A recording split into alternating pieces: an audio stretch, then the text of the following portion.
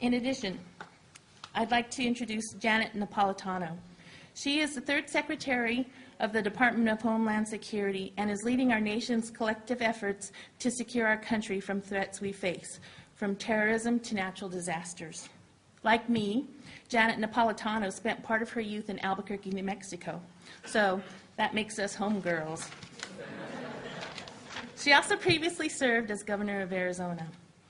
Secretary Napolitano has strengthened our nation's ability to prepare for, respond to, and recover from disasters by cutting through red tape and expediting decision-making along the Gulf Coast, providing new resources to build resilient communities and bolster their response capabilities, and calling on all Americans to play a role in the shared responsibility of making our homeland secure.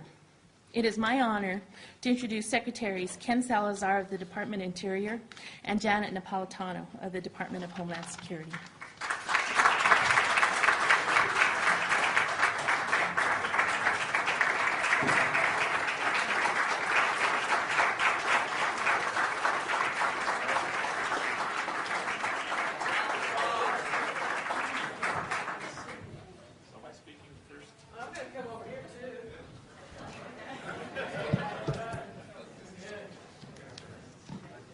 Hello, how's everybody this afternoon?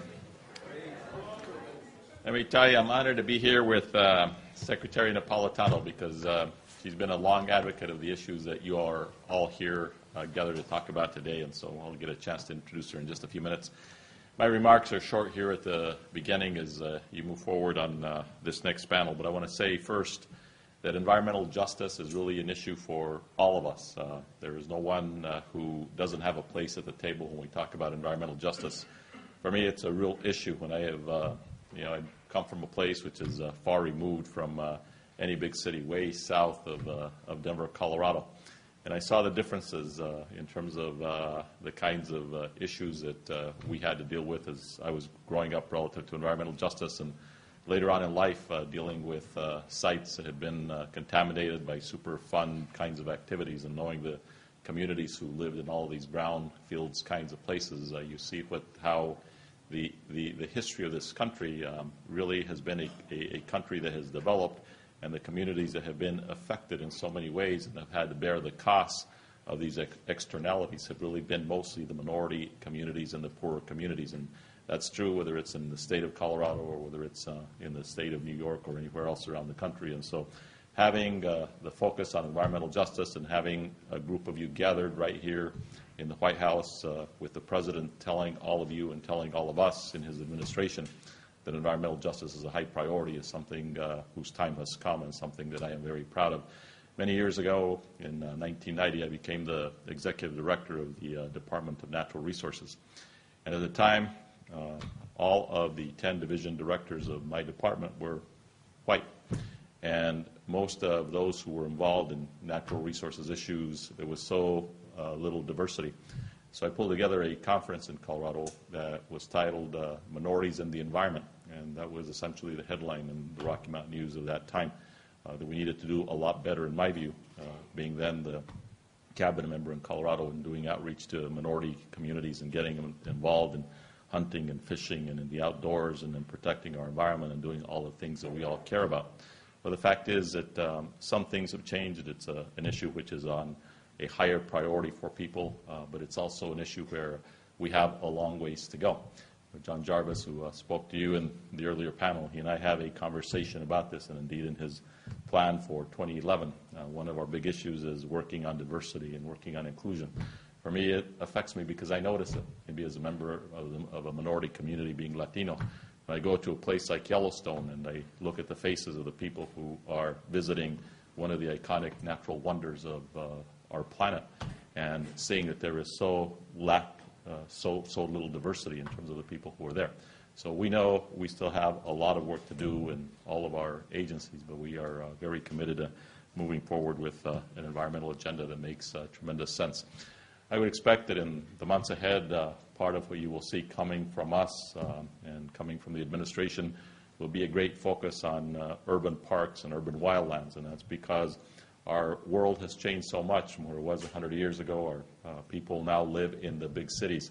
And so how we put the spotlight on urban parks is a challenge which the President has given to all of us. And working with Lisa Jackson and Nancy Sutley and my colleague Tom Vilsack, the Department of Agriculture, we will be rolling out a report for the President that I expect will have a significant chapter on urban parks. Secondly, youth. We need to do a lot better job in terms of connecting up young people to the outdoors.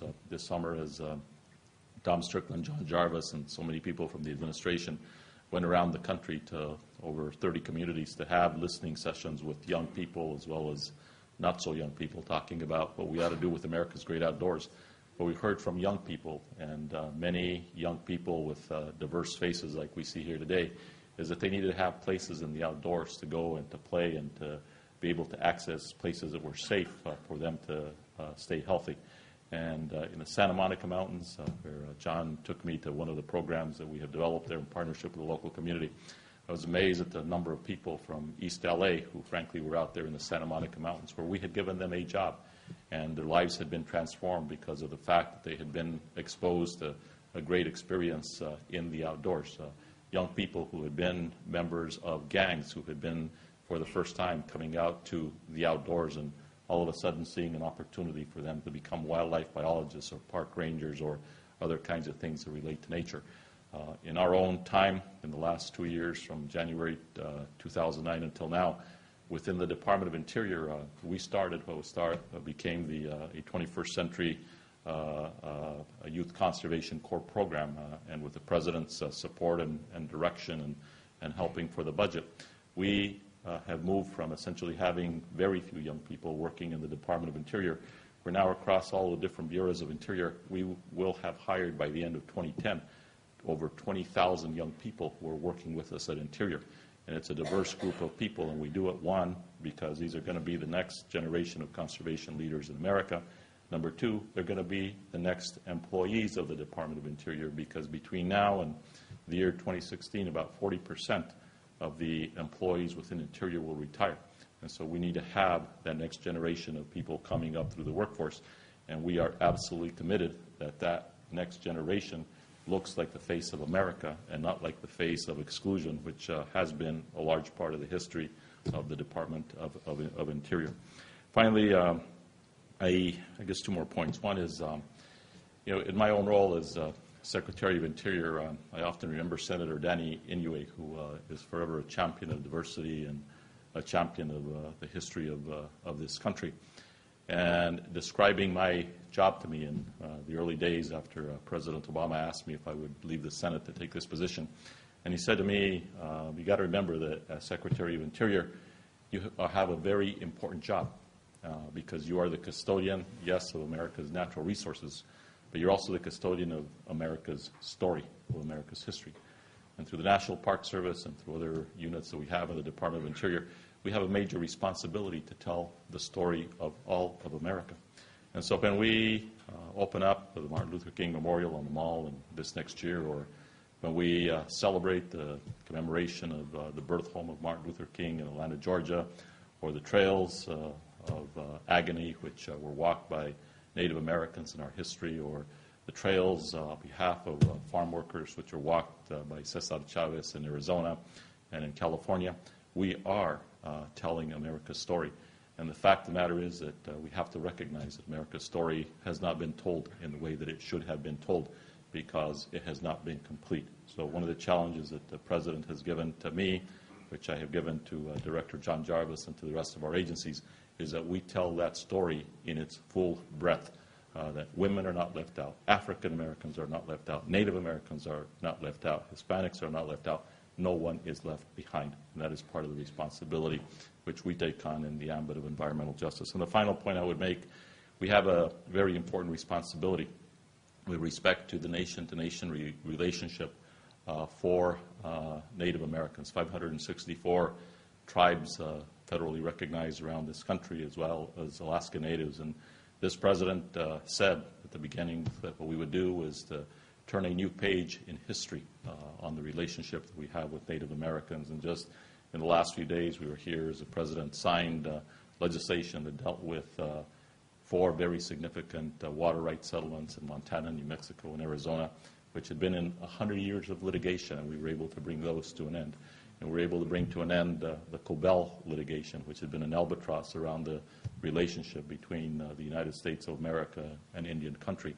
And by the way, along that same effort, we put together the coalition with the Black Caucus and African American farmers to move forward and settle the Pickford case to deal with that injustice which had been around for a very long time. So in all that, I think what you see is a President Obama who I have known for a long time and who has been absolutely committed to diversity and making sure that we have an inclusive America. And that, to me, is what environmental justice is very much about. And I am very fortunate to have a number of colleagues on the Cabinet, all of whom are committed to those same principles of diversity and inclusiveness and environmental justice. And I can't think of a better person to be an advocate on those issues than my friend now for over 10 years, whom I have known from her young days as a very young Attorney General in the state of Arizona, to now serving on the Governor's Cabinet and protecting our homeland every day. And that's the Secretary of Homeland Security, Janet Napolitano.